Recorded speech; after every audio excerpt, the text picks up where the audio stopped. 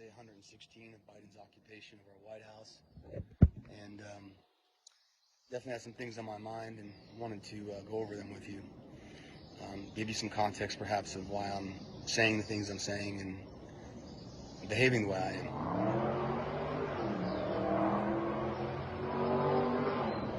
Yeah, listen to that. I was out in Hollywood the other night. You should have seen the sense of lawlessness just running around. It was felt on the edge of safety. It felt on the edge of out of control. Same thing in Santa Monica last night. Do you remember how it used to feel in LA? It was safe. Do you remember how it used to feel like when we all felt safer in the 80s? And I think we can get back there. And I think we need to get back there as a nation. And I think I know how to help us get back there. So that's what I want to talk about. So what I want to say is, first off to Jason at Costco. Jason, nothing personal. I'm not upset with you or anybody in a position like you have as works for a living. I understand that you are following their laws and rules. I was trying to make a point to the corporate overlords, and sorry that I had to use you to do it. And I'm sorry if I hurt your feelings. I apologize, but I do think that independence from medical tyranny is more important than hurting people's feelings.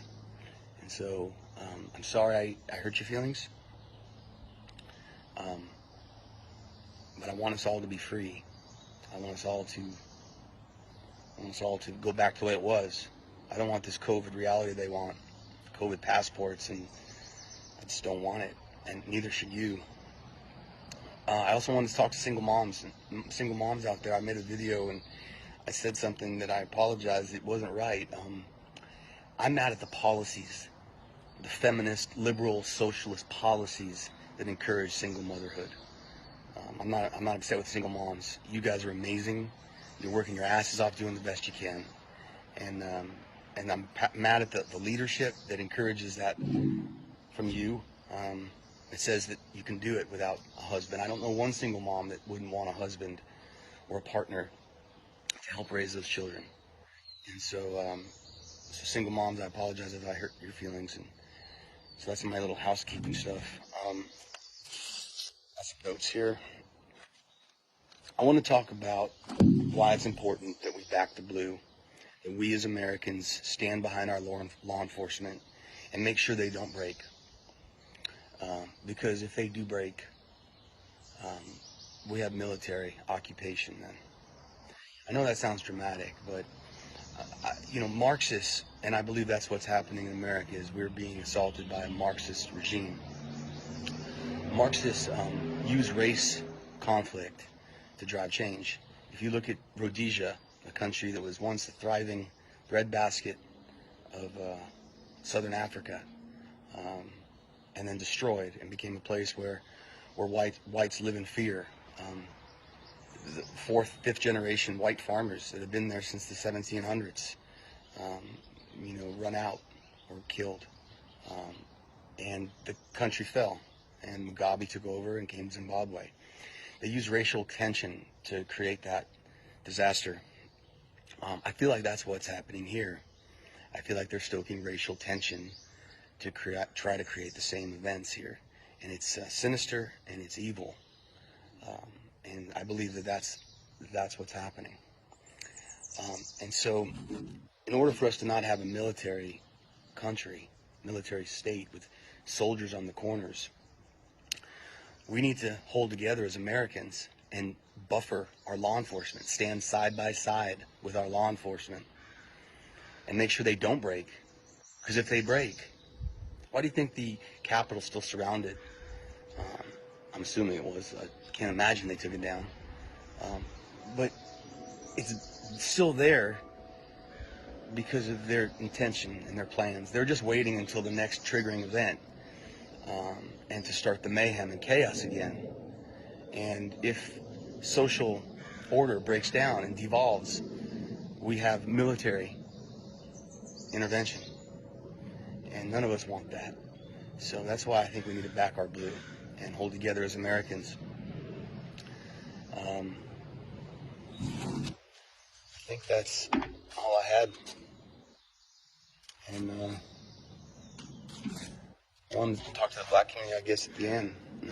That's in poverty and that's in despair. We hear you. And what I'd like to say is that you have other black leaders that followed the Booker T. Washington thoughts, Candace Owens, Thomas Sowell, David Harris, Officer Tatum. That other officer is so great. He's actually a cop in uniform. Anyway, so you have great leaders that see it differently. Can you at least possibly consider not following the leaders that have led you to the situation you're in today? The concepts of socialism and they bind people. They don't let them grow up. They don't let them lift up. They don't let them upward mobility. They keep people down. And so please don't be used. Don't be used by a Marxist movement trying to start a revolution, because it won't bring better. It will bring more despair. And so let's go back to that. Remember the 80s? It was safer. Obviously, not in the crack-filled streets in the inner cities. So we got to kill all the drug dealers. And I don't mean the guys selling on the streets. I mean the big drug dealers.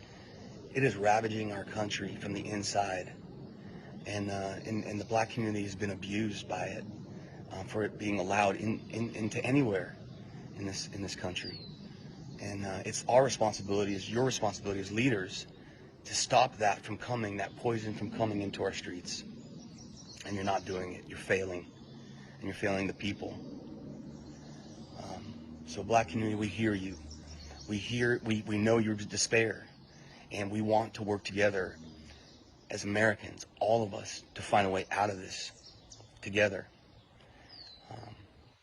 Anyway, I think my battery's dying. Everybody take care of each other. Until next time.